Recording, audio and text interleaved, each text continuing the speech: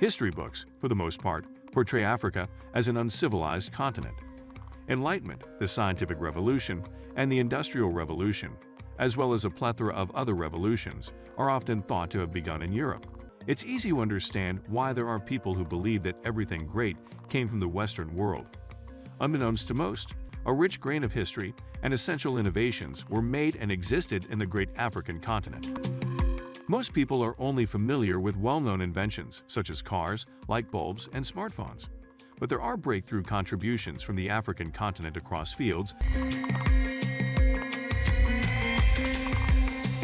Dr. Thomas Mensah is a Ghanaian-American chemical engineer and inventor who contributed to the development of fiber optics and nanotechnology. But for his work, fiber optics would not be what it is today. Because of his innovation, the world is now able to communicate at a high level of internet speed, and he has even helped the U.S. military establish its dominance in the field of laser-guided missiles. Researchers at Corning had previously developed fiber optic with loss below the crucial attenuation limit of 20 decibels per kilometer, but the fibers could not be manufactured at rates higher than 2 meters per second. Mensah improved the manufacturing process through a series of innovations, raising the speed of manufacture to 20 meters per second by 1985. This made the cost of optical fiber comparable to traditional copper cables. Mensah received the Corning Glass Works Individual Outstanding Contributor Award for this work in 1985. His work ultimately raised the speed of manufacture above 50 meters per second. This was the breakthrough the industry needed for a spectacular takeoff. Dr. Mensah's innovation in fiber optics has made the U.S. the leader in the internet space globally, spurring Fortune 500 companies like Facebook, Google, and Amazon, among others, that have generated trillions of dollars for America. Mensah also led a program to develop the first laser-guided weapons for the U.S. Department of Defense Guided Missile Program. This laser-based targeting technology is now used by all military platforms, including drones. Dr. Mensah has 14 patents and was inducted into the U.S. National Academy of Inventors in 2015 to improve health delivery in hospitals. Say Oyesola, a Nigerian doctor, created a hospital in a box. It is a self-powered, off-the-grid, handheld hospital that uses wireless technology that allows doctors to do quick medical examinations anywhere in the world. The spirometer, electrocardiogram, nebulizer, otoscope, temperature, cuff, pulse oximetry, and wireless transmitter are all included in the handheld box, which can be powered by solar, AC or DC battery, or vehicular power. On December 3, 1967, Christiaan Barnard, a South African cardiac surgeon, and his team performed the world's first human-to-human heart transplant operation. Louis Washkansky, a 53-year-old South African grocer dying from chronic heart disease, received the transplant from Denise Darval, a 25-year-old woman killed in a car accident. Surgeon Christiaan Barnard, who trained at the University of Cape Town and in the United States, performed the groundbreaking medical procedure, making him the world's first human-to-human heart transplant surgeon. In fairness, the technique Barnard used was developed in the 1950s by a group of American researchers, but was never used on a human. Samira Musa, an Egyptian nuclear physicist, dedicated her life to making atomic radiation for medical purposes affordable and accessible to everybody after her mother died of cancer. The Atomic Energy for Peace Conference was founded by her. One of her significant calculations paved the way for the atoms of inexpensive metals to be broken down.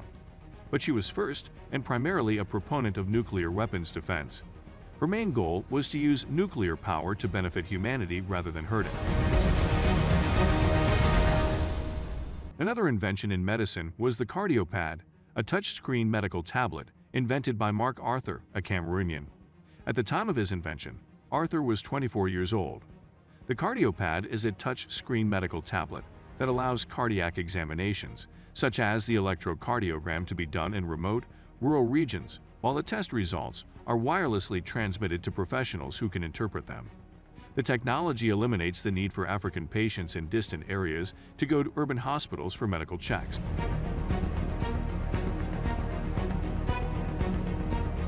Next, we have Rashid Ghazami, a Moroccan physicist who developed the reversible intercalation of lithium into graphite in electrochemical cells in 1980.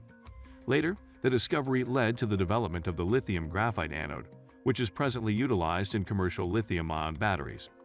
He later emigrated from Morocco and is the holder of more than 50 patents relating to lithium primary and rechargeable batteries.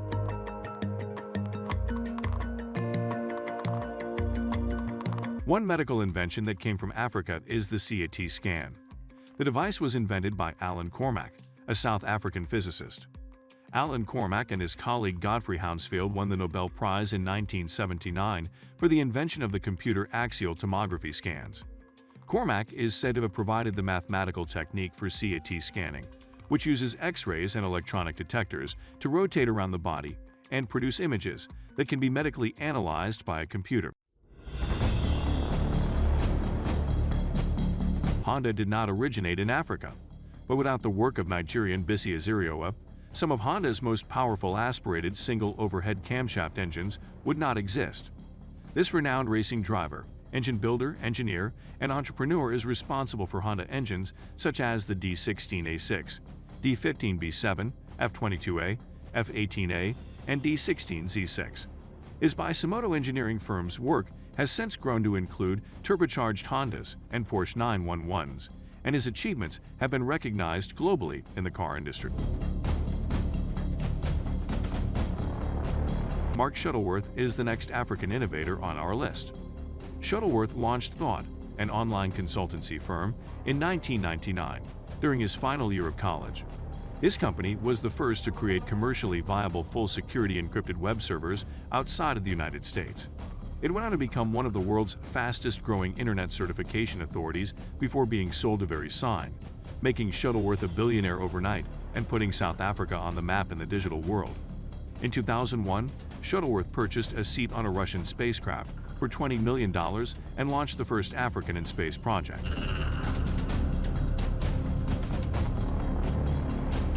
InSight, a spacecraft belonging to America's National Aeronautics and Space Administration, NASA, landed on Mars. According to the New York Times, the spacecraft is expected to study Mars' underworld, listening for Mars quakes and seeking clues about the dusty world's formation. While this may ordinarily be an American conquest or achievement, Ghanaians have every right to join in the jubilation. This is because at the heart of the historic landing on Mars is the remarkable work of Ghanaian engineer Dr. Ashite Trebai-Alanu, who is the team lead for InSight at NASA's Jet Propulsion Laboratory. Dr. Trebai-Alanu builds robotic components for planetary exploration, a dream that began as a young child in Ghana. He is in charge of the InSight mission's robotic arm and hand. Born in Ghana, Dr. Trebai-Alanu has been working at NASA since 1999 and has risen to become the chief engineer of robotics at NASA's Jet Propulsion Laboratory. A South African scientist created the groundbreaking digital laser technology as part of his PhD research. Sandalan Gikobo, a University of KwaZulu-Natal scientist who worked on the world's first digital laser at the Council for Scientific and Industrial Research at the National Laser Center, paved the way for revolutionary new technologies in communications, medicine, and manufacturing, among other fields. According to the research team, laser beams may be digitally directed from within a laser device to the rest of the world. Because South Africa had one of the few labs in the world that specialized in holograms and lasers, and Gikobo was able to begin developing the digital gadget with guidance from his supervisor, Professor Andrew Forbes, who directed the research team. Let us know in the comments any other innovations from other Africans we might have missed.